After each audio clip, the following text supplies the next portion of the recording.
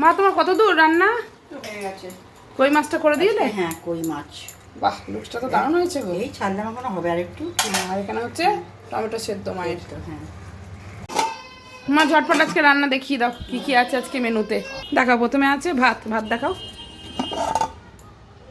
ভাত আর আছে এইখান থেকে দেখায় অনেক রকম আইটেম আছে।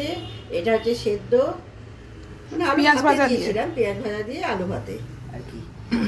লঙ্কা দাওনি আজকে? না, লঙ্কা দিই, ওগুলো বাচ্চাগুলো খাবে আমাদের নয় না। আর পটল ভাজা, ওই সবার দুটো একটা করে খাবে।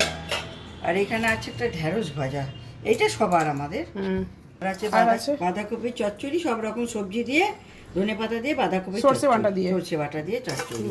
আর আছে এখানে এই যে বিউলির ডাল, আমাদের বিউলির ডাল তো জানো। এর সঙ্গে তো পোস্তটাই বেশি ভালো লাগতো। পোস্ত ভালো লাগে, এটা পোস্ত করলাম না। পোস্ত বাটা খেয়ে, বাটা আছে রাত্রির জন্য।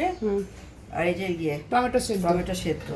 আর যেটা আছে সেটা এই যে, এটা হচ্ছে কই মাছ আজকে। বাহ, দারুণ হয়েছে। হ্যাঁ, কই মাছ আজকে। এটা কি দিয়ে করেছো? জিরে বাটা দিয়ে, তাই তো? জিরে বাটা দিয়ে কই মাছ করেছো। হ্যাঁ।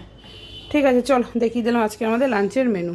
হ্যাঁ মা, তুমি এই কই মাছটা কি করে রান্না করেছো? অনেকে হয়তো জানতে চাইবে, একটু বলে দাও কি করে করেছো। মাছটা তেলের উপরে দুটো ছোট এলাচ দিয়েছি।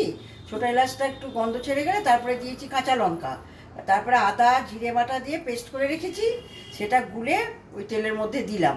দিয়ে নুন মিষ্টি সব দিয়েছি। তারপরে দিলাম 4 ফালি করে টমেটো দিয়েছি।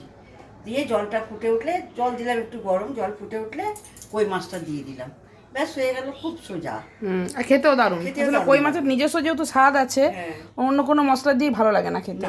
এটাই সবচেয়ে বেস্ট লাগে। এটাতে পেঁয়াজ রসুন না, আমার অন্তত এটা সবচেয়ে বেশি ভালো লাগে জিরে বাটা দিয়ে, তাই না? হ্যাঁ, আর পেঁয়াজ রসুন থাকে না। ভালো লাগে খেতে এটা। ঠিক আছে, চলো তোমাদের কাছে দেখালাম কই মাছের রেসিপিটা, মা তোমার সাথে শেয়ার করলো।